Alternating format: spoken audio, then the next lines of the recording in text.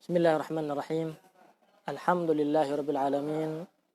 Wa sallallahu wa sallama ala sayyidina Muhammad khatamin nabiyyin wa ala alihi wa sahbihi ajma'in. Subhanaka la ilma lana illa ma 'allamtana innaka antal alimul hakim. Rabbi shrah li sadri wa yassir li amri wahlul 'uqdatam min lisani yafqahu qawli. Rabbi zidni ilma warzuqni fahma ya rabbal alamin. Di dalam kitab Qutuful Falihin ini dijelaskan tentang ar-raja, yaitu harapan kepada Allah Subhanahu wa taala.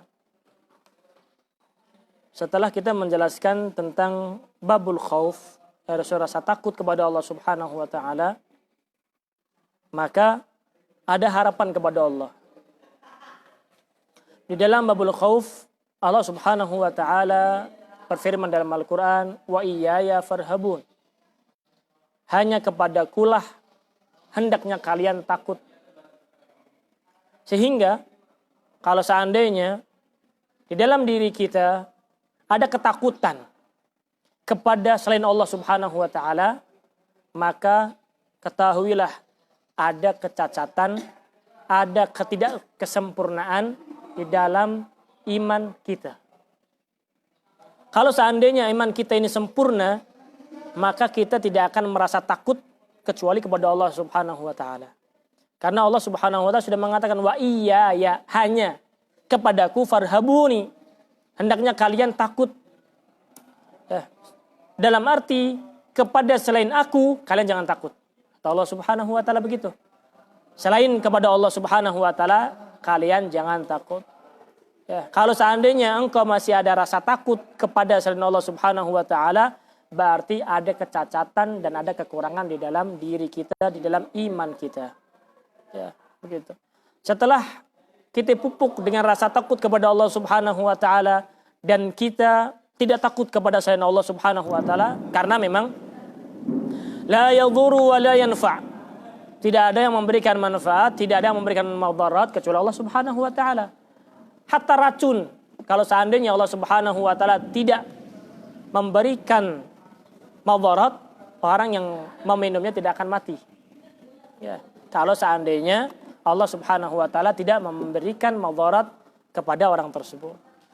Begitu.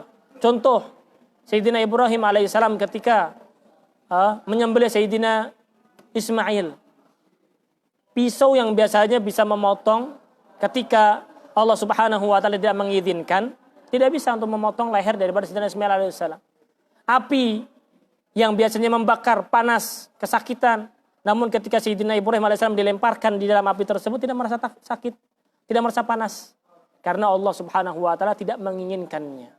Jadi, bismillahilladzi la yadhurru ma'azmi syai'un fil ardi wala fis sama' wa huwa sami'ul alim. Ada Allah Subhanahu wa taala.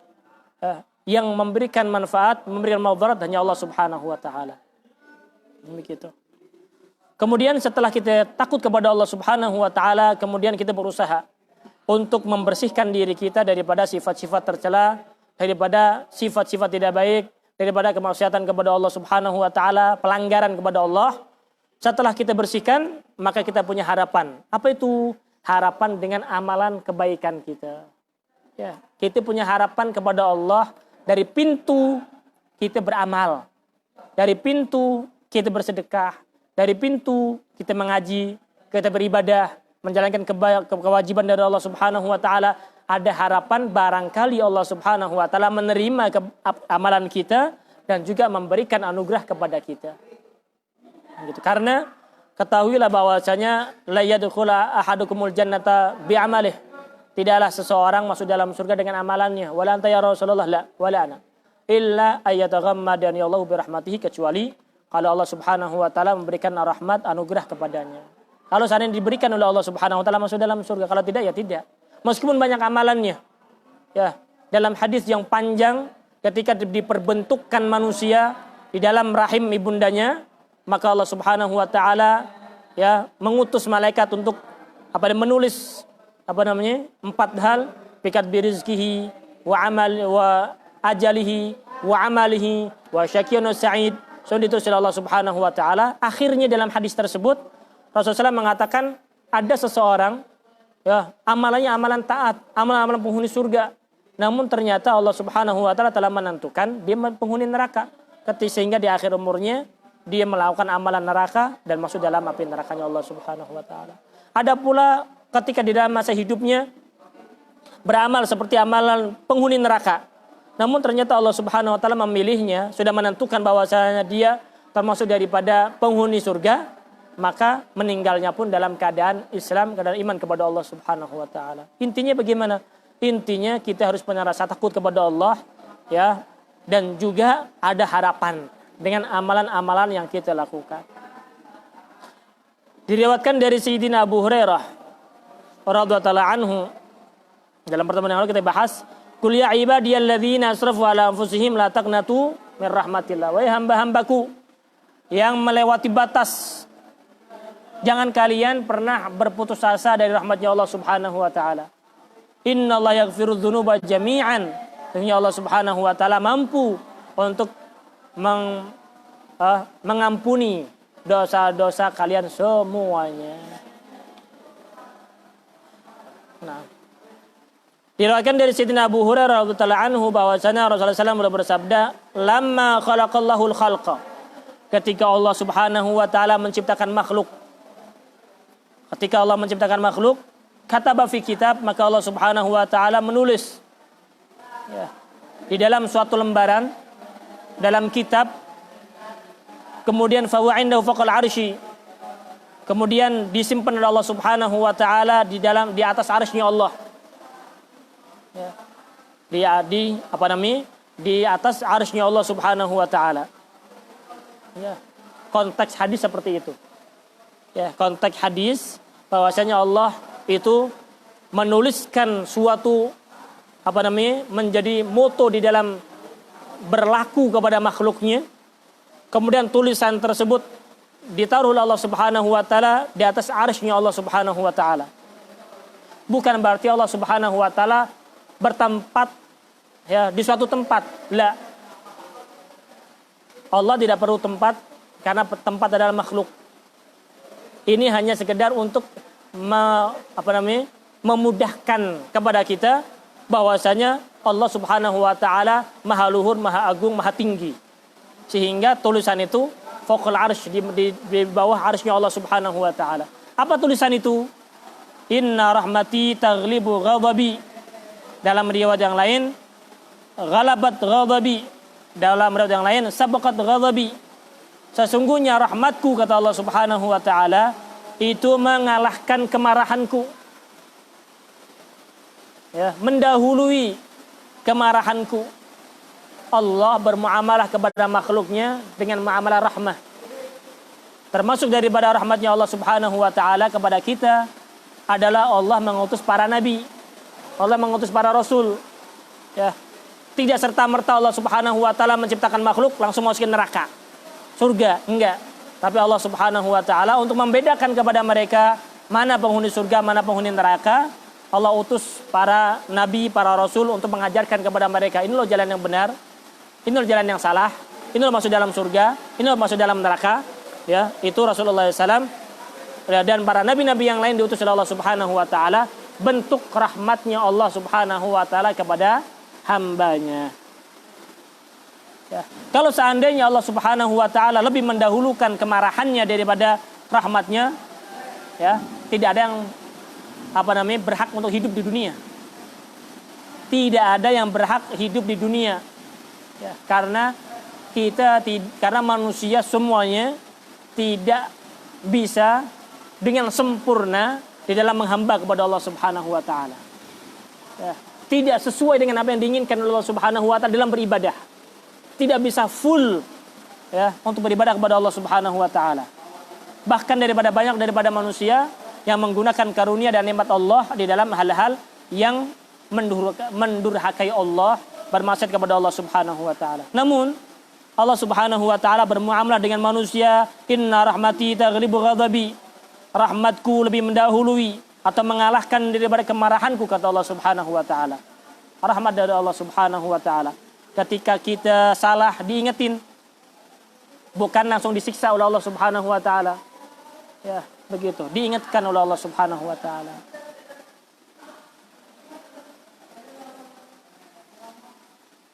Faham ini? Kemudian dalam hadis yang lain dari Abi Ayyub Al-Ansari, yaitu Khalid bin Zaid radhiyallahu taala anhu, beliau mengatakan, sami'tu Rasulullah. Saya mendengar daripada Rasulullah SAW, beliau bersabda, laula annakum tudhnibun. Kalau seandainya kalian tidak berbuat dosa, tidak melakukan suatu kesalahan, tidak melakukan suatu kemaksiatan, ya. Kalau seandainya kalian semuanya tidak ada yang berdosa sama sekali. Kalau seandainya seperti itu, apa yang terjadi? La khalaqallahu khalqan yudhnibun. Maka Allah Subhanahu wa taala akan menciptakan makhluk yang lain yang melakukan dosa, melawan kemaksiatan, durhaka kepada Allah Subhanahu wa taala, fayastaghfiruna, kemudian mereka beristighfar kepada Allah, fayaghfiru lahum, maka Allah mengampuni dosa-dosa mereka. Ya. Dalam hadis ini bukan anjuran untuk kita berbuat dosa, bukan. Berarti kita boleh dong berbuat dosa kepada Allah Subhanahu wa taala, bukan begitu. Bukan begitu. Namun ini menunjukkan rahmatnya Allah Subhanahu wa taala. Allah itu Maha Pengampun. Sebanyak apapun dosa yang kau lakukan, ketahuilah apabila kalian minta ampun kepada Allah, fayaghfiru lahum. Karena nama Allah Subhanahu wa taala Al-Ghaffar, Al-Ghafur, ya, Maha penerima taubat, Maha Pengampun, Maha Penyayang bagi siapapun yang mau kembali kepada Allah Subhanahu wa taala. Kalau seandainya tidak ada satupun yang bermaksiat kepada Allah, tidak ada yang melakukan dosa sama sekali, Allah akan menciptakan makhluk untuk bermaksiat. Jadi orang bermaksiat ciptaan Allah, betul. Orang bermaksiat ciptaan Allah Subhanahu wa taala. Tapi apakah diinginkan oleh Allah? Apakah diridhoi oleh Allah Subhanahu wa taala? Tidak. Ya, tidak. Memang Allah yang menentukan, tapi Allah tidak ridha dengan amalan tersebut. Ya, begitu. Sebagaimana disebutkan dalam Jauharatut Tauhid hal itu. Ya, begitu. Ilman apa itu? Wa amran waridha kama thabat. Beda. Iradahnya Allah berbeda dengan ilmu, berbeda dengan keridhaan Allah, ya, begitu. Perintah beda. Paham? Jadi bukan berarti di dalam hadis ini diperbolehkan untuk bermaksiat kepada Allah Subhanahu wa taala, bukan. Ya, ini Rasulullah SAW bilang seperti ini karena litasliatis sahabat, untuk menggembirakan hati sahabat. Hati sahabat itu adalah orang yang paling takut kepada Allah Subhanahu wa taala. Hati sahabat. Sehingga kalau seandainya tidak diberikan motivasi oleh Rasulullah seperti ini, maka mereka akan mati dalam ketakutannya. Makanya banyak daripada sahabat ketika terjerumus di dalam kemaksiatan, ya, mereka takut apabila disiksa oleh Allah Subhanahu wa taala. Langsung mereka datang kepada Rasulullah dan mengaku, "Ya Rasulullah, saya berdosa." "Apa dosamu?" Begini ya Rasulullah. Kalau memang dosa-dosa kecil, maka Rasulullah SAW memberikan solusi dengan gampang. Ya, menjalankan sholat dengan Rasulullah, setelah itu selesai. Ya ampuni dosanya Allah Subhanahu wa taala. Tapi kalau dosa-dosa besar, kadang mereka datang kepada Rasulullah, minta kepada Rasulullah, "Ya Rasulullah, sucikan saya." Sucikan, maksudnya apa? Dia melakukan perzinahan, naudzubillah. Ketika mereka melakukan perzinahan, bisa saja dia ngumpet-ngumpet tobat kepada Allah Subhanahu wa taala, bisa. Namun mereka tidak yakin apakah Allah mengampuni ataukah tidak. Saking takutnya mereka kepada Allah Subhanahu wa taala. Bisa saja orang melakukan perzinahan, dia ngumpet-ngumpet minta ampun kepada Allah Subhanahu wa taala, bisa diampuni, bisa tidak. Tapi ketika mereka lebih condong kepada terasa takutnya kepada Allah Subhanahu wa taala, mereka datang kepada Rasulullah, "Ya Rasulullah, bersihkan saya. Tahhirni, bersihkan saya ya Rasulullah. Apa yang kau lakukan? Saya berzina ya Rasulullah. Ya, rojam saya." Maka Rasulullah SAW membersihkan. Kenapa? Karena mereka meyakini bahwasanya inilah yang bisa menghapuskan dosa perzinahan tersebut. Dia pasti diampuni dosanya oleh Allah Subhanahu wa taala setelah ada had atau hukuman daripada rojam itu. Takutnya di situ para sahabat. Ya. Berbeda dengan manusia, dengan zaman sekarang. Ya. Dia sudah melakukan dosa, tidak bertobat kepada Allah, malah disebarkan video-video yang tidak baik tersebut. Ya, bangga dengan kemaksiatannya. Ya. Apa ini? Ya. Kalau lo mau berdosa, sembunyi-sembunyi. Minta ampun kepada Allah Subhanahu wa taala, akan diampuni. Ini enggak. Udah dia tidak berdosa, dosa besar, kemudian disebarkan dan bangga. Semakin banyak yang nonton semakin bangga. Ada termasuk daripada tanda-tanda hari kiamat seperti itu. Rasa malunya diangkat oleh Allah Subhanahu wa taala. Begitu. Faham? Ya, jadi ketika bermaksiat, ketika terjerumus dalam kemaksiatan, dalam lembah dosa, yakini bahwasanya Allah Subhanahu wa taala adalah Maha Pengampun, Maha penerima taubat seorang hamba yang bertobat kepada Allah Subhanahu wa taala. Hadis yang terakhir diriwayatkan dari Sayyidina Jabir radhiyallahu anhu bahwasanya Rasulullah SAW beliau bersabda, "Mathalu shalawatil khamsi," perumpamaan salat 5 waktu yang kita jalankan. Zuhur, asar, maghrib, isya dan salat subuh, kamathali nahrin, seperti aliran sungai. Jarin yang mengalir, ghamrin yang begitu deras, begitu banyak. Air tersebut mengalir di depan rumah kita. Ala babi ahadikum, di depan rumah kalian. Yaghtasilu minhu kulla yaum khamsa marrat, yang mana dia mandi daripada air tersebut 5 kali dalam sehari. Kira-kira masih tersisa noda apa enggak? Masih ada kotoran enggak dalam dirinya?